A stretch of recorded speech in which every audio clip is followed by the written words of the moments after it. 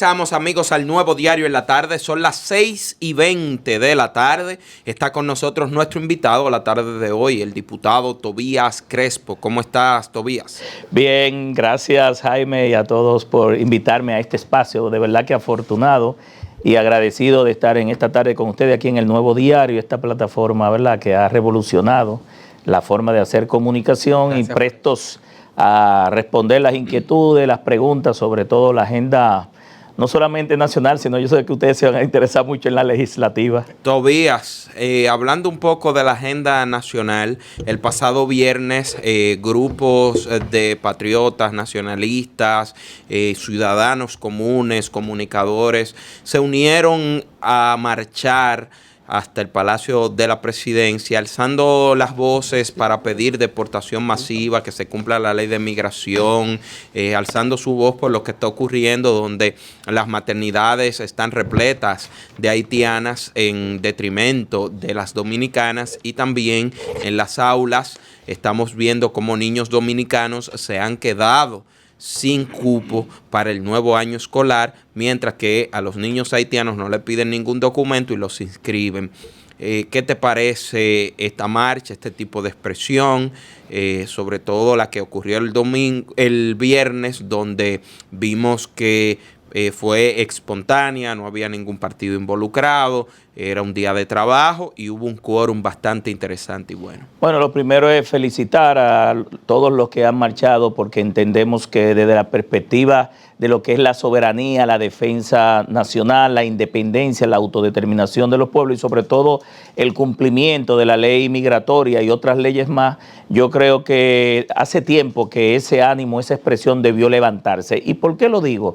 Porque de manera como gradual, progresiva, hemos venido observando una invasión masiva de extranjeros y uno se pregunta, ¿será que en esas potencias que quieren que nosotros unifiquemos la isla, entiéndase Canadá, Estados Unidos y Francia, le quitan la cama a un francés, le quitan la cama a un canadiense o a un norteamericano, o le quitan un asiento de una escuela para dárselo a un extranjero? Ellos permiten que desde fuera le invadan su soberanía, su territorio y todo lo que tiene que ver con sus leyes. Yo creo que, aunque es verdad que Haití se ha escudado mucho en unos derechos humanos que tenemos que defender todos, pero yo creo que primero están los derechos humanos de los dominicanos. Yo creo que aquí, y esto viene de hace mucho tiempo, que viene, pero ya de manera agresiva en los últimos años se ha profundizado el tema de las invasiones de manera progresiva de los haitianos. Miren, nosotros hemos visto incluso desde el gobierno que el presidente llamó en las Naciones Unidas recientemente en su discurso que si no hacía nada van a ser más agresivos. Es decir, que yo creo que hay un proceso de flexibilización, porque cuando él habla de esa forma está diciendo que desde la frontera, que todo el mundo lo sabe, no se está haciendo el trabajo. Aquí Migración te decía, por ejemplo, que te deportaba 1.500, 1.600 haitianos diarios, pero por las nuevas rutas que se han creado,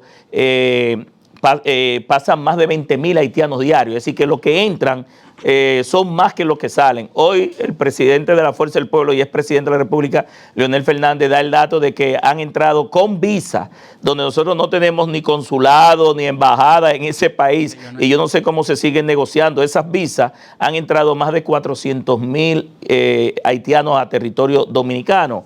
Y entonces uno se pregunta, cuando uno ve, por ejemplo, desde el Palacio, que han quitado el escudo, han quitado la bandera, han quitado los elementos de la patria y han puesto la cúpula en todo lo que es la documentación oficial desde el gobierno, y eso te manda un mensaje de autoritarismo, de poder, porque lo que dice es, bueno, aquí yo no tengo la bandera, no tengo el escudo. En un momento dado, incluso creo que desde el gobierno anterior se empezó a sacar el escudo de la bandera, pero también nosotros tenemos una ley que no se ha logrado cumplir, que es reciente, la ley 193-19, que oficializa las imágenes de los patricios en todas las instituciones del Estado. y yo no veo que eso ha sido cumplido. Le daba un mandato a Efemérides Patria, al Instituto Duartiano y a la Academia de Historia a identificar las fotos de los patricios. ¿Y por qué digo esto? Porque no sé si ustedes sabían, pero por lo menos de Sánchez y de Mella lo que hay son retratos hablados, no hay fotos reales, originales de esos patriotas. De Duarte sí, de Duarte se conservan creo que 1 o 2 fotos, cuando ya Duarte estaba enfermo en Venezuela, ya con una imagen ya muy deteriorada, pero existía o existen según las recolecciones históricas, y por eso le daba un mandato de 2 años a esas instituciones, porque cuando tú entras a Google y pone la imagen de Juan Pablo Duarte, te aparecen más de 35 imágenes distorsionadas. Y uno se pregunta, ¿qué es lo que nosotros estamos mandando hacia las próximas generaciones? Sí, si tú vas a Venezuela, tú vas a Colombia, la imagen de Simón Bolívar es única.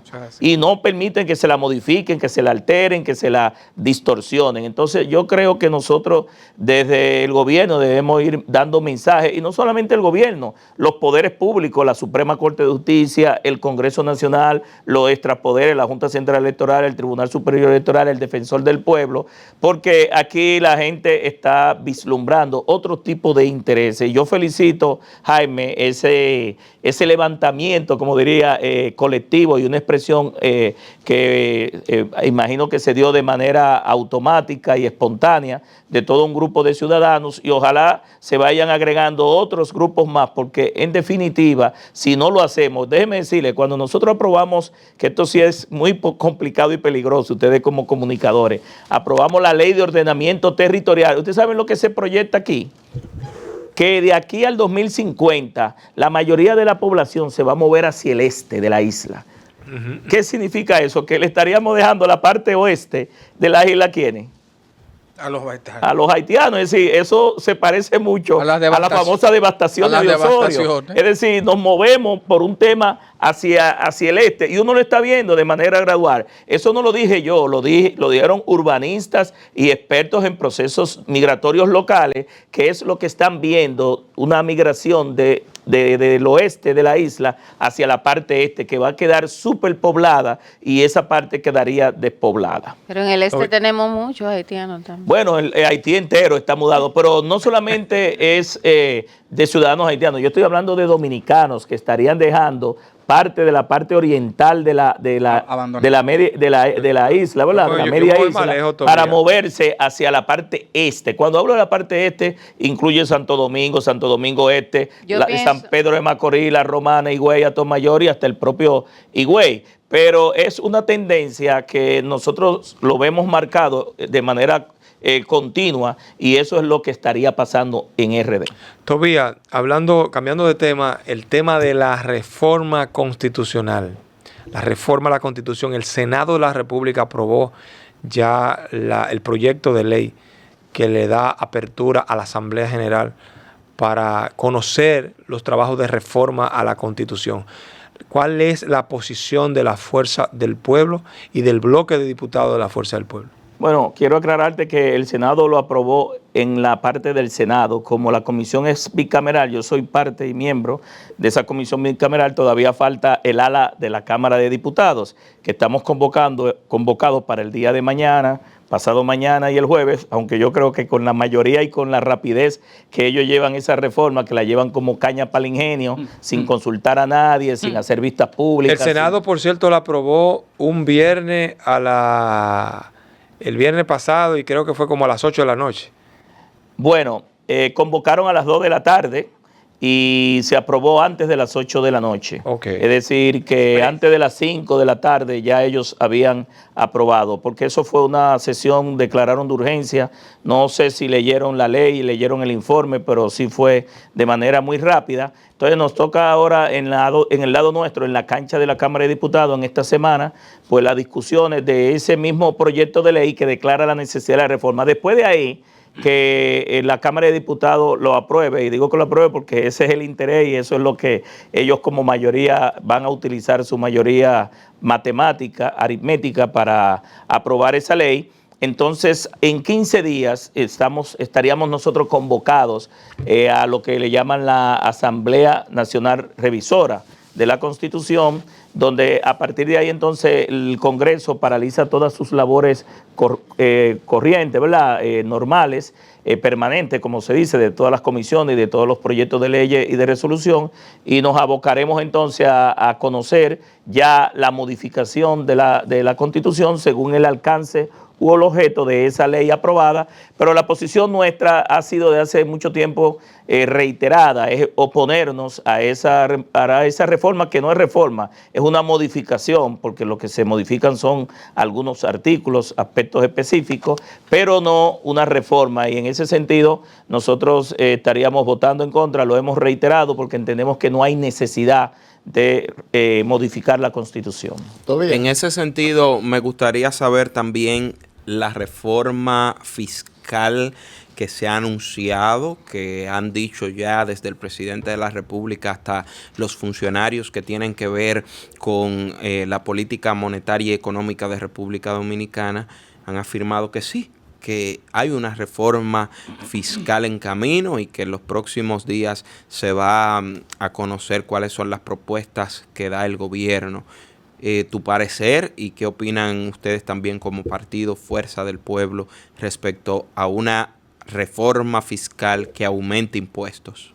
Mire, nosotros como partido todavía no hemos planteado posición. ¿Y por qué no, Jaime? Porque todavía el gobierno no ha hecho ninguna propuesta. Lo que ha habido en los medios es diferentes borradores, diferentes informaciones, pero no algo oficial u oficioso que te diga realmente cuál va a ser el alcance de esas reformas. Lo que sí yo entiendo que el gobierno sí está usando la reforma a la Constitución durante estos meses para desviar la atención de los grandes problemas del país, de la falta de empleo, de la inseguridad ciudadana, del alto costo de la vida, del nivel de inflación, y que la reforma fiscal sí es la que verdaderamente le interesa al gobierno pasar, y esa le va a dar muy duro en el bolsillo y en el estómago a las masas populares, a la clase media baja, y va a, de manera definitiva, a afectar los agentes productivos, la productividad, la parte económica y social y posiblemente política. En este caso el gobierno está obligado a esta reforma. ¿Y por qué está obligado?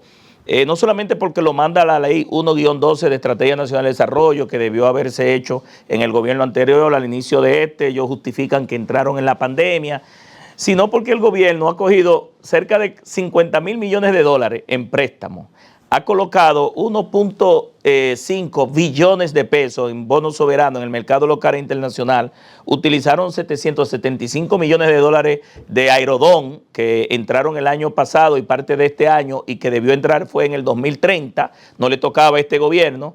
Han hecho 2 amnistías fiscales, le pidieron al sector financiero 45 mil millones de pesos prestados, y también han aprobado en el año 2021 una ley famosa que se llamó la Ley del Candado Jurídico para ampliar los presupuestos de 722 escuelas, 17 hospitales, 2 unidades de atención primaria y 4 carreteras, que la mayoría de esas obras el gobierno no las ha terminado, no las han concluido. Todo ese dinero lo ha manejado Luis Abinader y el gobierno en 4 años. Dinero han manejado. Ahora, ¿qué han hecho con ese dinero? Bueno, han dilapidado todos los recursos del Estado, han aumentado los gastos corrientes. Solamente en nómina el gobierno ha gastado más de 138 mil millones de pesos, entrando más de 116 mil compañeros y compañeritos del PRM a la nómina pública del 2020 para acá.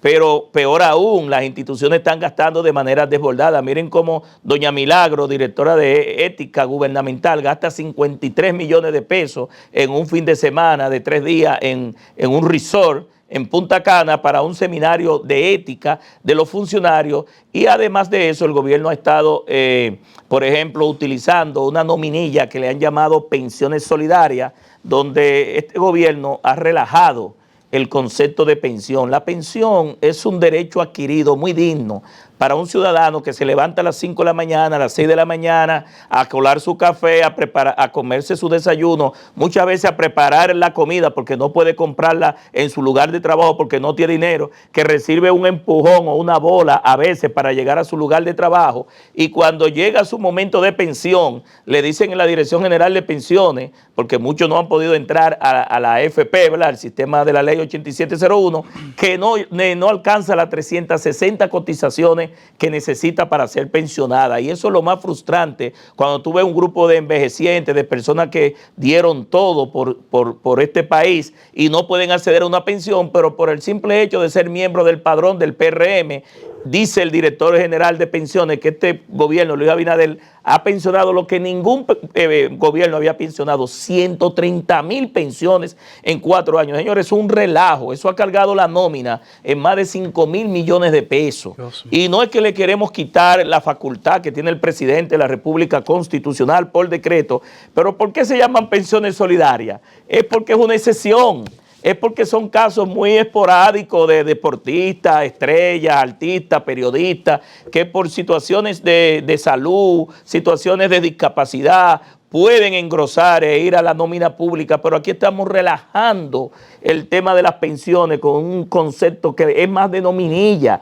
Y en esta semana la que pasó fue que por vez primera vi a una periodista de investigación periodística trabajando el tema de las pensiones. Ahí aparecen el jefe de la policía con 495,000 pesos. ¿Cómo? Otros con 450,000. Es decir, cuando dominicanos, por ejemplo, que van a pensionarse por la AFP, lo que van a recibir es una tasa de reemplazo. ¿Ustedes saben de cuánto?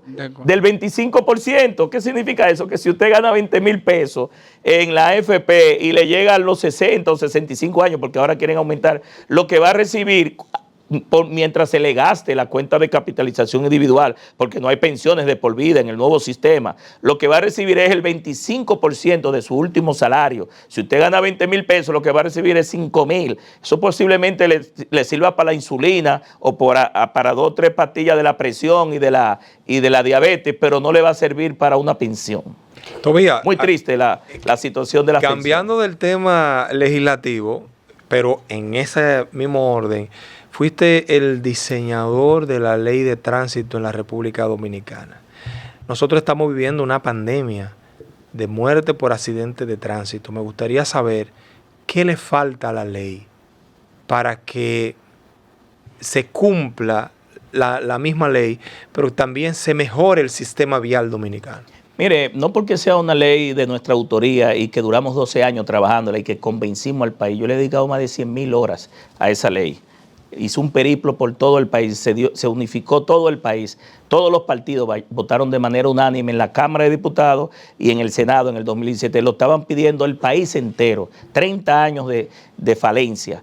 Aquí lo que hace falta es voluntad política, que no la hay del gobierno de Luis Abinader. Mientras el presidente de la República no priorice el tema de la movilidad sostenible de personas y de carga, el transporte terrestre como actividad económica para dar un transporte eficiente, con frecuencia, itinerario, vehículos en buen estado, choferes certificados y capacitados, a una tarifa justa y sobre todo que traten de manera digna al ciudadano de a pie, que es el pasajero, que es el que se desprende de sus pocos recursos para pagar un pasaje malo, caro, obsoleto, que es tratado sin condiciones, de manera indigna, pero también un tránsito que permita que sea más expedito y que nosotros logremos bajar los índices de mortalidad y de morbilidad, que estamos encabezando el primer país en el mundo. Mire, esa ley no hay que modificarla. Aquí el problema no es la ley. Habemos ley, habemos papa. Lo que se necesita es voluntad política, que no la hay. Este gobierno lo que ha hecho es una contrarreforma,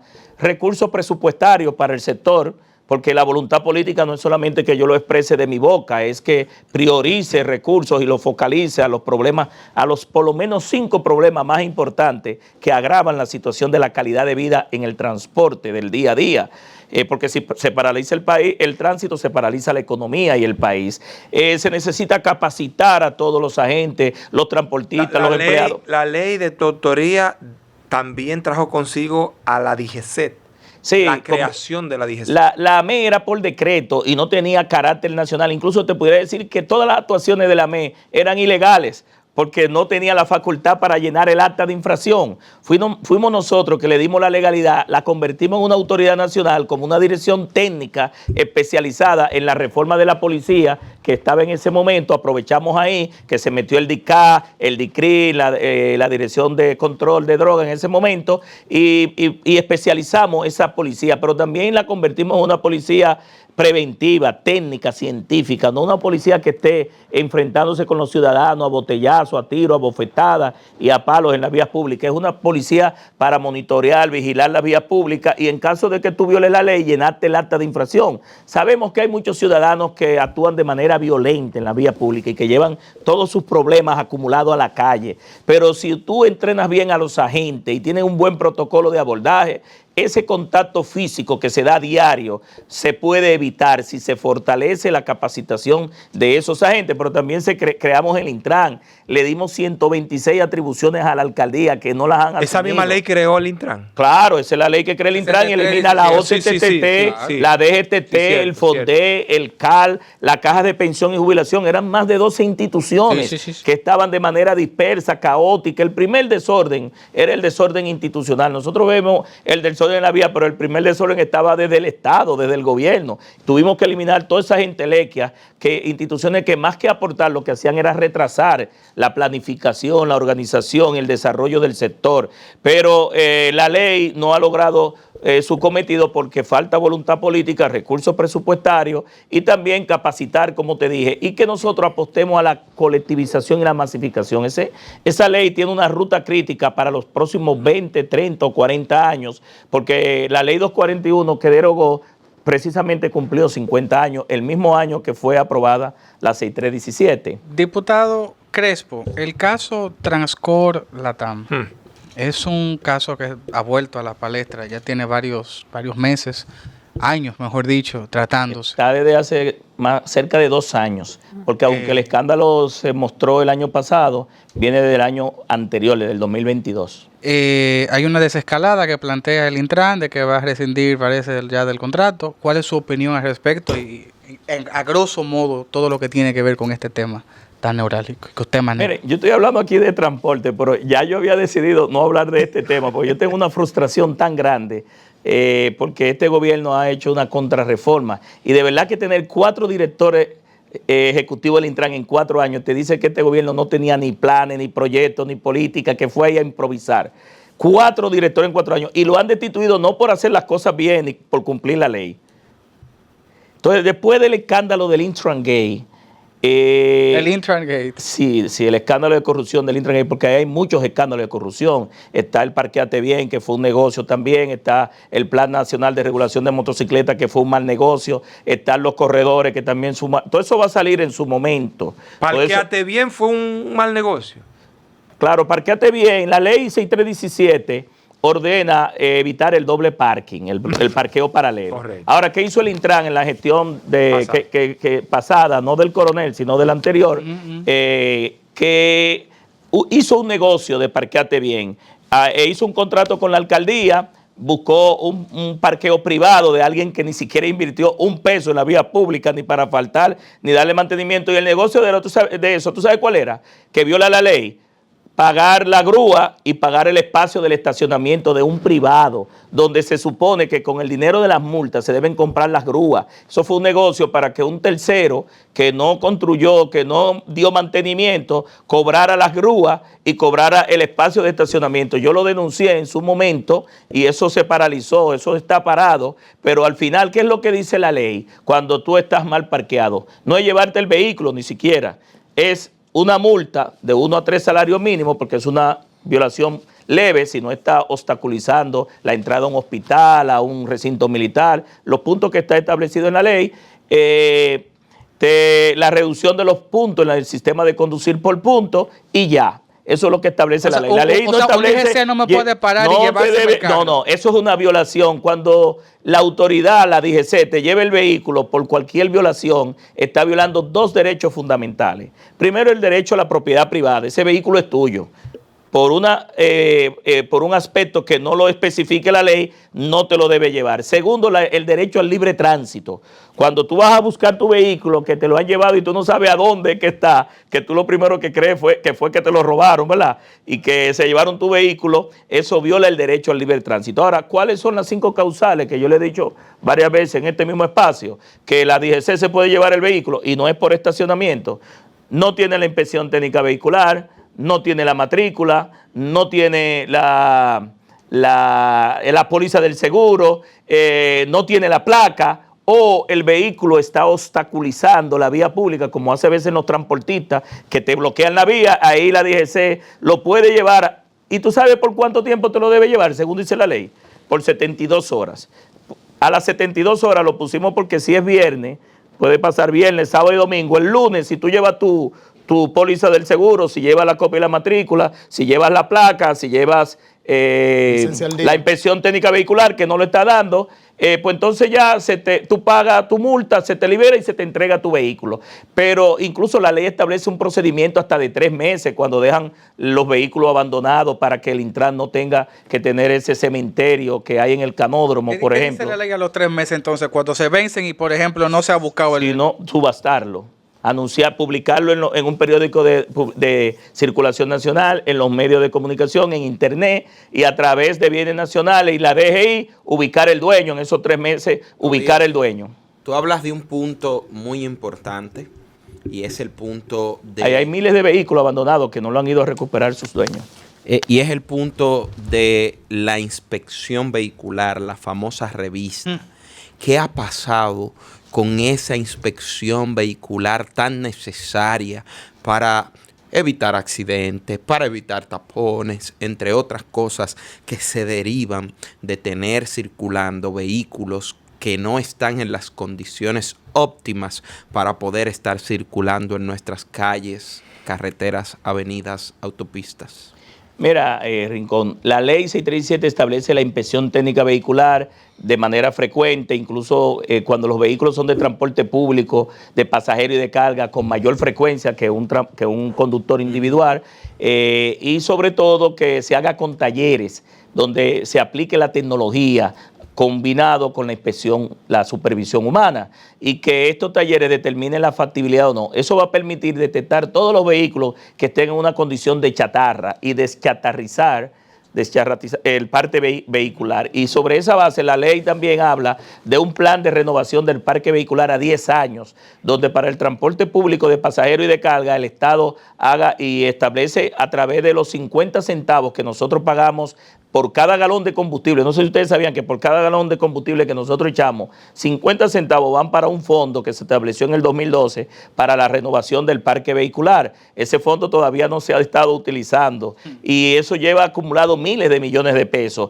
Y ese fondo le pusimos un desmonte solamente a 10 años, porque ya después que se estabilice el parque vehicular, el Estado no tiene por qué estar subsidiando a operadores privados el cambio de sus vehículos. No sé si me entienden. Si a partir de ahí, entonces debe haber un corte donde la misma rentabilidad y el mismo sistema pues vaya renovando la flota vehicular. La ley establece también 2 aspectos importantes para la condición del vehículo, que es prohibir los vehículos que tengan más de 5 años, no de fabricación, sino de importación. Y también que los vehículos que tengan, por ejemplo, entiéndase, motocicletas, vehículos tipo sedán de 4 puertas, microbuses, minibuses, autobuses y vehículos de carga, cada uno tiene una cantidad de años que a partir de su año de fabricación la DGC debe retirarlo y no debe permitirle circular más nunca y darle de baja del parque vehicular, así como le debe dar de baja a los vehículos que se deschatarrizan. Es decir, la ley establece 3 políticas públicas muy precisas para el factor vehículo y ninguna se ha hecho. ¿Tú sabes qué pasó, Jaime, con eso? Hubo a través de una alianza público-privada una solicitud y la empresa que estaba en eso también resultó en un escándalo de corrupción en otro país. Perdón. No, termina. Breve, porque de eso mismo. Los neumáticos, los neumáticos de los camiones. La inspección técnica vehicular debe revisar. ¿Quién debe porque a veces uno ve las gomas que están hasta botando los hilitos por dentro? Ahí, Samuel, entran 2 aspectos. Primero, la inspección técnica vehicular, que debe ser frecuente cada año. Y también el Intran debe ir a todas las terminales, a todas las paradas de los autobuses, de los prestadores, y hacer inspecciones periódicas. Y evaluar no solamente las gomas, el sistema de freno, los amortiguadores, los retrovisores y todas las condiciones del vehículo, los cinturones de seguridad. Es una función vía administrativa fuera de la DGC que tiene el Intran de ir a todos los puntos donde los vehículos de transporte urbano e interurbano y los de carga también, hacer la inspección a los vehículos. La puede hacer de manera incluso de oficio. Con miras al 28, en caso de que el expresidente Leonel Fernández decida no ir como candidato, y sea Omar la posible figura, ¿cómo usted cree que tomaría la base del partido esta decisión? Porque he visto como un movimiento como medio dura tu vida ahí, pero venga, que medio se cuadró extraño, calladita, huepa. Usted está vestido de verde, de la esperanza, el color de la esperanza, de la fuerza del pueblo. Pero usted está muy... Lo siento tímido. Mire, a Nilsson. Sí, mire, usted está muy futurista. Yo sé que el verde lleva la esperanza, pero yo soy del verde también. Pero No, yo prefiero también... decirle lo siguiente, oiga, quédate tranquilo. nosotros estamos focalizados ahora mismo en fortalecer nuestro segundo Congreso Nacional, primer Congreso Ordinario, doctor Franklin Almeida, donde estamos estableciendo 21 mesas temáticas, trabajando la modificación de los estatutos. El año que viene el primer Congreso Electivo Manolo Tavares Justo para reestructurar toda la estructura dirigencial de la Fuerza del Pueblo. Y yo creo que lo primero que debemos hacer en este año y en el que viene es consolidar y preparar a la Fuerza del Pueblo. Pero le puedo decir que para nosotros, y que alguien me demuestre lo contrario, Leonel Fernández es el activo estratégico más importante, política y electoralmente hablando, que tiene la Fuerza del Pueblo actualmente. Estoy hablando ahora, 29, estamos a 30 de septiembre del 2024.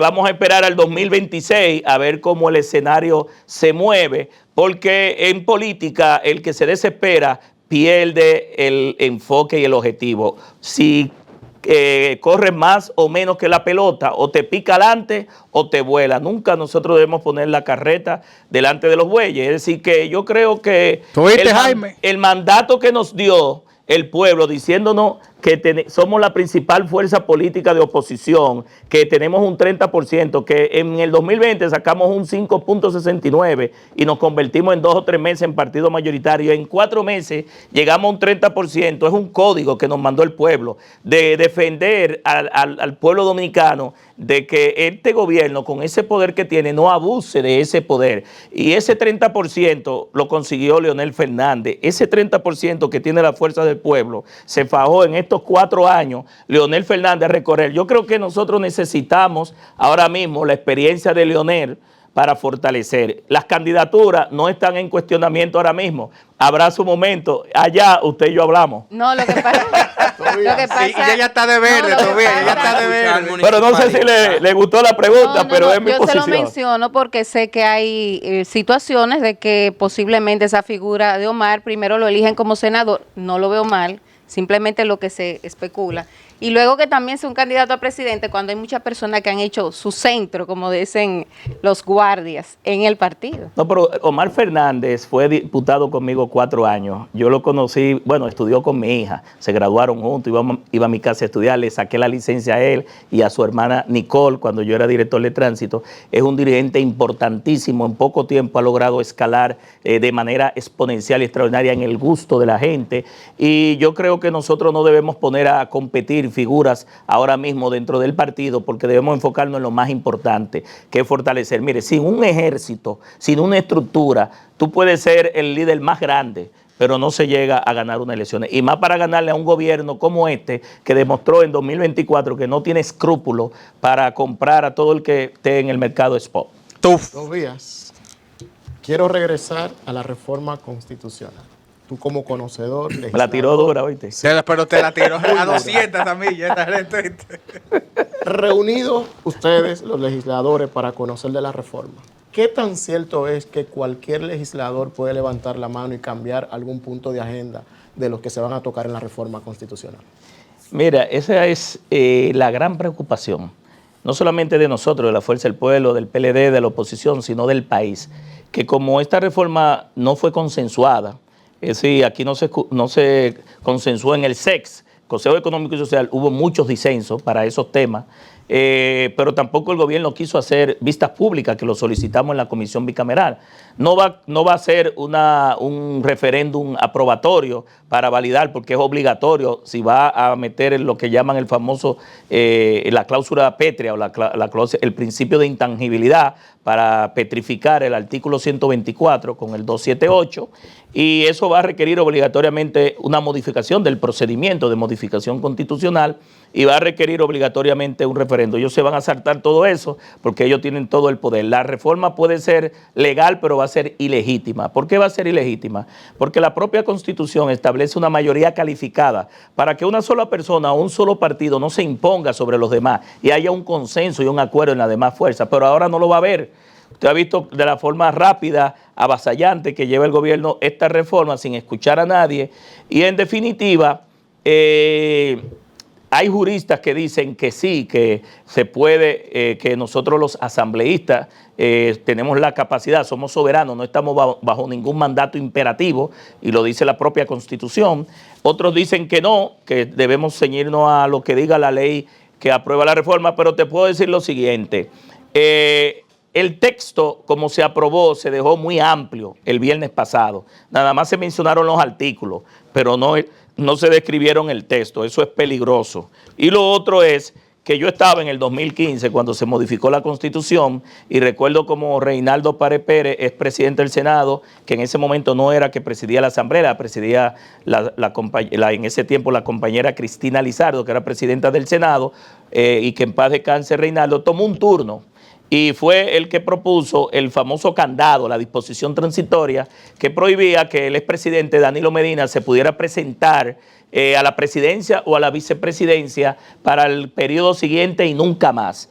Eso no estaba en la ley que convocaba la necesidad de la reforma. Lo recuerdo como ahora porque estaba adelante y yo estaba muy próximo a él, que él se levantó y pidió eso, que había sido un acuerdo político y se aprobó eso. Lo que te estoy diciendo es que hay aspectos que no necesariamente estén aprobados en la ley. Hay un precedente.